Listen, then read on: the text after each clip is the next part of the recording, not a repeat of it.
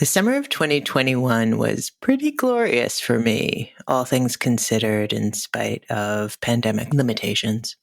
On my admittedly modest wish list of things I would do, I did them all. Weeks in the Catskills with friends, a long weekend with my former boss in Shelter Island. I exercised, I danced at the South Street Seaport in the rain. And following his own COVID gap year, I drove my son to start his junior year at Kenyon College in Ohio.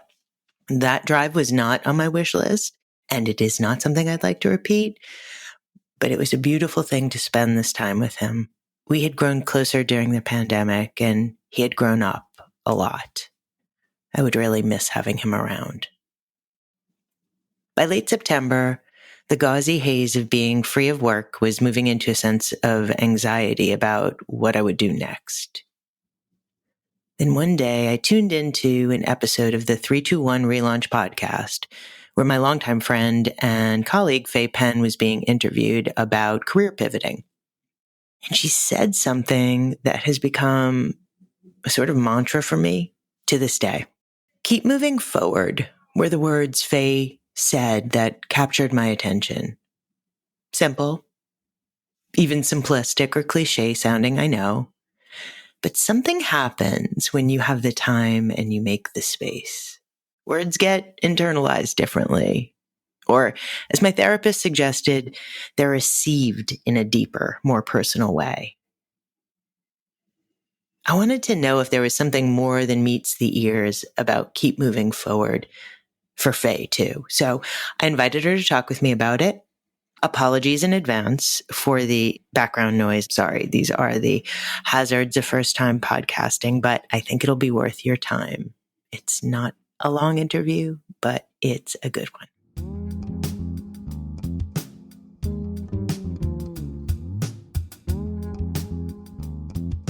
Welcome to Life Changing with Dori Fern, a podcast about the messy middle between when you hit pause and what comes next.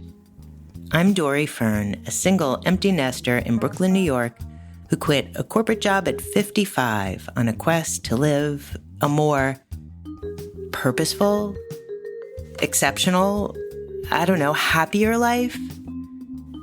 I'm figuring it out as I go along, but as my high school drama teacher used to say, the trip is the trip. I hope you'll join me. Faye Penn is a former media executive who held top editorial positions at publications like InStyle, New York Magazine, The New York Post, and more. She's now working in the public sector as executive director of women.nyc and executive vice president of initiatives at the New York City Economic Development Corporation. Here's our conversation. Hello. Hello. Did you see the text from me earlier?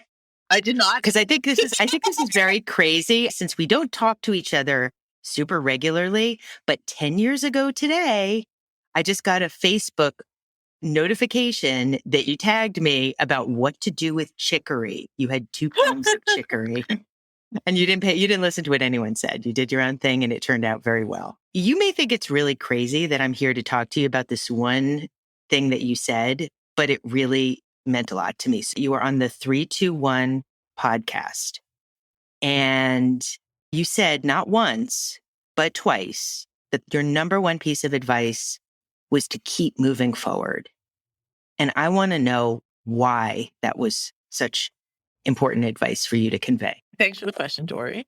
I'm glad that resonated with you because it also resonates with me. I think very simply, when you're faced with a change in your life or career and things look uncertain and you're not sure what's next, you think back to the last thing that worked. And that was comfortable for you. It was safe for you. It made sense for you. You were good at it and everything was fine.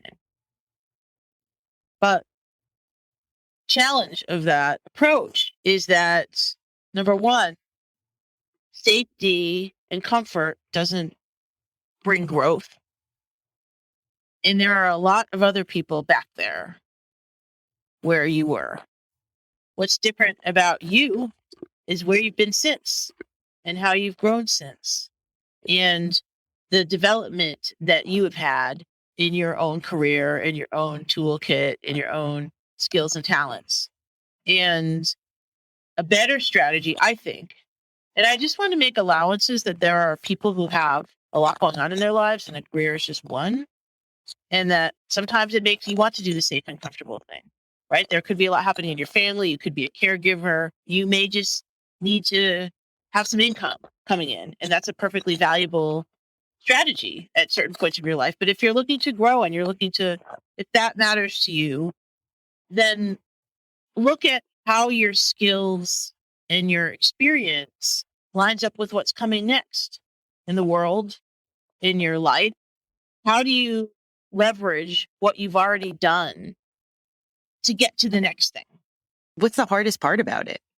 I mean, besides just that things are pulling you back, like, can you give an example from your own life? I think that the best example in my own life is my turn from media to public service, which is that a few years ago, an opportunity opened up that I was surprised by how well it aligned with my background. It was with the New York City Economic Development Corporation, and I came from a media background and in a time of transition. And I hadn't really considered public service. But then along came this opportunity, and all of the things that I had done lined up with this role, which was the executive director of women.nyc. Now, what I hadn't done is I hadn't navigated government. I hadn't done quite the level of public relations and public affairs work that I had to do. And this was really the first role where it's funny, I say I became an influencer in my 50s. And the other really important thing to me was that I feel like you can have a long career in public service, depending upon what you do. Media was not only a declining industry, but it's also a very young industry. And especially the digital media space, which is where all the action is exceptionally young. And so I felt like I could bring my experience. Government really needs people with communication skills, not just in the press office, but also to run programs, to understand how to translate complex ideas and programs into concepts that everybody can understand. That's a really valuable skill in public service. And so, in addition to really leveraging my communication skills in the public service space, I also felt like I was able to sort of reset my career and give it a longer, more longevity. What was the scariest part of moving into this unknown territory? Great question. I don't think it was scary. One of the virtues of being this far along in your career is that you've done things and you develop judgment and you've dealt with a lot of different situations and you learn to understand people. And so anything that comes in front of you, you can figure out. Yeah, that really resonates with me because I don't think I really internalized that so much until this period of time. I needed to step away to really believe that. I think that's part of why this idea really resonates with me. You know, like I literally say to myself when I feel myself kind of spinning, okay, what can I do to move myself forward on this day? I also think that it's a really important thing for life that a lot of us don't think about. You know, what does it look like to not spin in place and do things the same way and to move yourself forward? When you say you try to move the needle every day, you try to move forward every day, what does that look like? What are your strategies for moving forward step by step? I'm so glad you asked me that question. Well, I'll tell you the first time I noticed I did it. It has nothing to do with career. I had just come out of the gauzy haze of I left my job and my time was full and I felt really proud of myself. And it was the first time that I felt like, all right, it's a hot day in Brooklyn and I don't have anything to do and I don't have anyone to do it with. I'm feeling bad. And I just stopped. I was literally crossing Flatbush Avenue and said to myself, what would moving forward look like to me right now? And I went to the beach. The thing to take away from that is not what I did. It's so mundane, but it was that I had the power to turn around something that was putting me back in that spin state and that negative state of I don't know what I'm doing or I don't have power in my life. And it gave me agency and it showed me that there's always a choice to make to do something like that. And it's knowing that it's the small things as well as the big things. And it really is a way of thinking about yourself in the world. So long answer. I think that you have to give yourself a little bit of a break in these periods of transition. You might do a lot of things that don't take you places, and you might do some things that unexpectedly take you places. And you have to give yourself a little latitude to explore. I think having a direction and a plan and a goal is ultimately and eventually is really important in these times. But also being open to what the universe presents is something that is possible in times of transition. What is it that you think people need to think about when it comes to moving forward in their life? There are a lot of limiting beliefs that can get to you. We just had an event on this the other night. How to examine limiting beliefs, how to reject them, how not to let your own interpretation of events stymie your growth and your development. And tactically, I also think that it's worthwhile to keep your eye on growth industries, on things that are happening in the world, on externalities that create opportunity. Laws can create opportunity. There could be changes in, well, COVID. COVID created opportunity for certain types of businesses. It's seeing what opportunities are being created and maybe marrying your goals and your dreams to areas that have momentum is a great way to maximize your opportunity.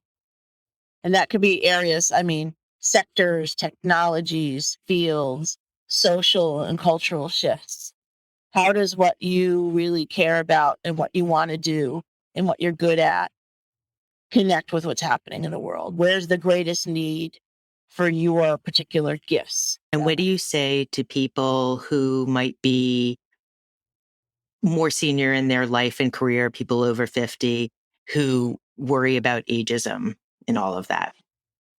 I'd say it's absolutely real. And the trick is to design a life that leverages your gifts, including the perspective, the networks, the emotional intelligence, and the experience that comes with age.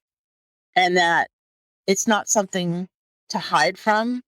It's not something to be ashamed of. You have so much more experience and you have so many more skills than you did 20 years ago. Find a way to maximize them, find a way to express them and capitalize them in ways that not only are wanted in the world, but also that give you joy. And find a way to believe that you can do that.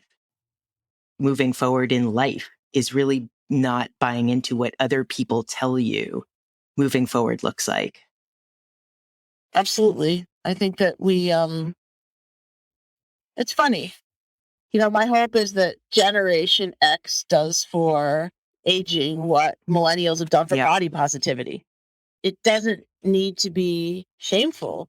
It doesn't need to be something you hide from or conceal or mask. I think it is for a lot of people, and a lot of people see it as a deficit. And that's unfortunate. And it's a choice. And it's a choice. It is. Look, I'm very sympathetic about this because it's real.